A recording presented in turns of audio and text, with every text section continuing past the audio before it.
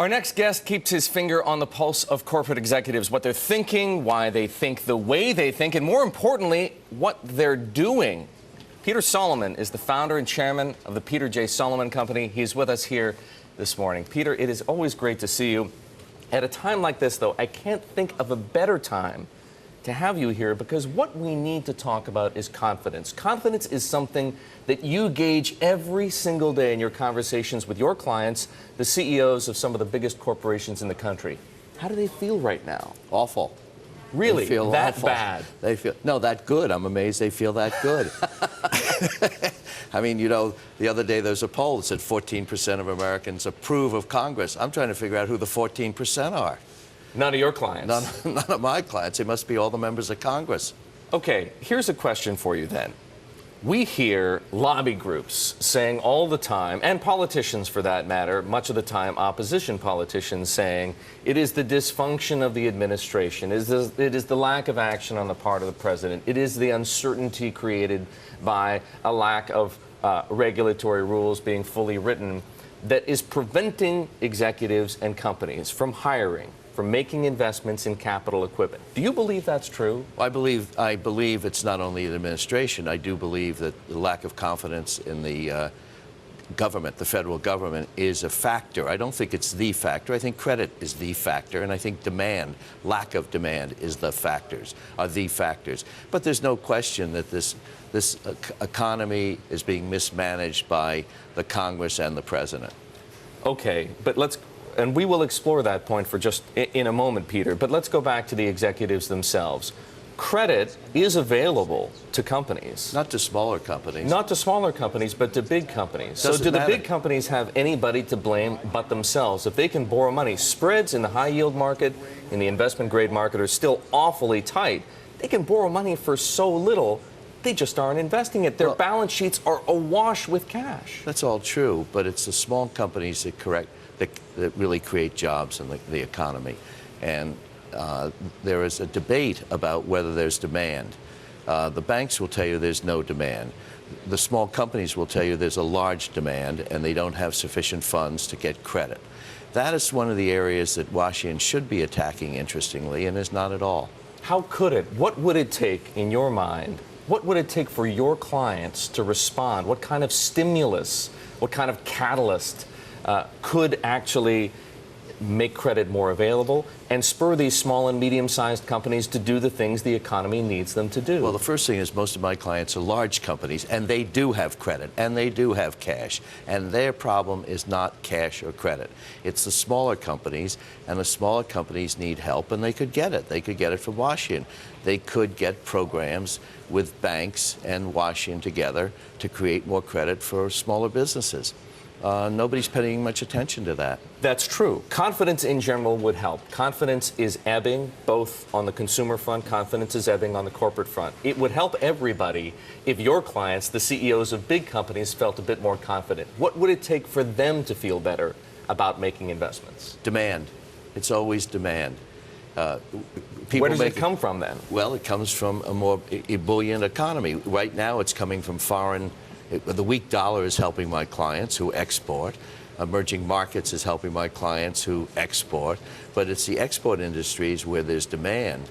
It's not the local, it's not domestic companies. It sounds to me like you're painting a very disheartening picture of the future of the U.S. economy. An economy where there are big companies with cash and access to capital and access to foreign markets and the opportunity to generate incremental revenue and profit, and a group of middle-sized and small-sized businesses that is falling further and further behind. Is that accurate? I think it's fairly accurate, but it reflects what's happening generally. The rich are getting rich and the poor are getting children. I mean, that's what's happening in the economy. That's what's happening to America. And why shouldn't that be reflected in large companies and small companies? It's a mirror image. Does it worry you? Sure, it worries me. It absolutely worries me. It should worry everybody. We spent some time earlier talking about confidence. I want to pick up where John just left off in the middle of that conversation. Banks, a lot of focus on financials these days. People say that banks are going to have to recover if the economy is going to have to recover, but questions have been raised about capital levels at banks, not just the European banks where the questions are undoubtedly legitimate. but some of the American banks as well. Bank of America has been in the spotlight these last few days. People really wonder whether or not a slowing American economy is going to do so much damage to the balance sheet that it simply may not be able to survive.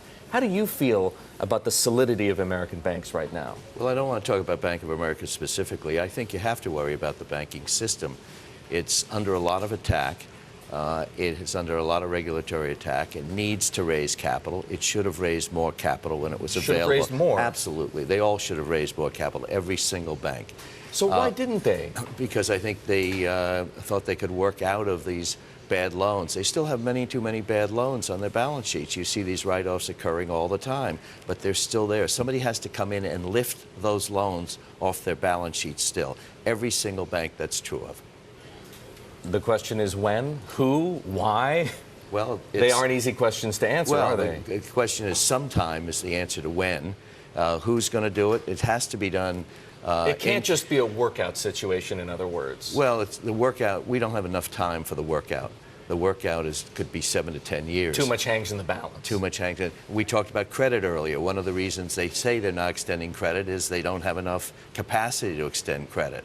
One of the reasons they may not have capacity is they don't have enough capital, and they're being pushed by Basel II, et cetera, to raise more capital. They should have gone to the equity markets. They should, if there is a modest recovery, they should go back in the equity markets and beef up their balance sheets. So if the bank balance sheets don't get healthier, if credit doesn't become available, as you were saying earlier, to those small and medium-sized companies, it raises some serious questions about the economy. Now, one of the things that clearly matters to somebody like you is without a lot of economic activity, there isn't as much incentive for your clients to do the kind of business that you advise them on. What's going to happen to investment banking in a world like that? Well, I'm not worried about investment banking. I'm only in the merger and advisory business. True. I don't underwrite. No, you're not in the capital raising business. I know that. Security. So let's talk about M&A. What's going to happen in M&A? Well, in a world that doesn't have growth, you have to get it. If you cannot get it internally, you're going to acquire it. So the M&A market will continue as it has. I don't think this is related to your earlier question about confidence. Mm-hmm. If you have confidence in your business and if you have confidence where you're going to make acquisitions. I want us to keep this chart up. Peter, I know you're not a great believer in cycles, but for the sake of argument, let's talk about cycles. So starting in 2003 and ending in 2007, that's the white line, quarterly M&A volume in the U.S. The yellow line is the start of what you might call the current cycle in 2009, and it's tracking along pretty nicely, isn't it? Yes. Is it going to continue tracking? We haven't seen private equity enter the fray here in a serious way. Can we possibly get back up to those $580 billion quarterly M&A activity levels, given the way things are looking now? I guess you can. The issue is credit. Everything, the United States runs on credit. Alexander Hamilton figured that out a few years ago. We run on credit. If credit's available, the private equity guys will buy. They are in the business of buying and selling, often to each other, incidentally. True. So they will buy. And strategic buyers, whom we represent frequently, have to buy to get revenue increases, have to grow. And if they cannot grow internally in a slow market, they're liable, or a slowly growing economy, they're liable to make more acquisitions than they are in a fast-growing economy. So paradoxically, a slowdown in the economy may actually drive some of the M&A activity we haven't seen. We know the Fed is keeping interest rates to zero through the middle of 2013. If companies can't make money, they become prey, easy prey perhaps for some private equity firms, which given those low rates can borrow, get credit cheaply. Correct. So we may start to see some of that come back. A paradox, the most amusing paradox, as Gilbert and Sullivan said. Peter Solomon quoting Gilbert and Sullivan to finish it off here on the Inside Track. Great to see you, Peter. Thanks. Thanks, Erik. We'd love to see you again soon. Thank you.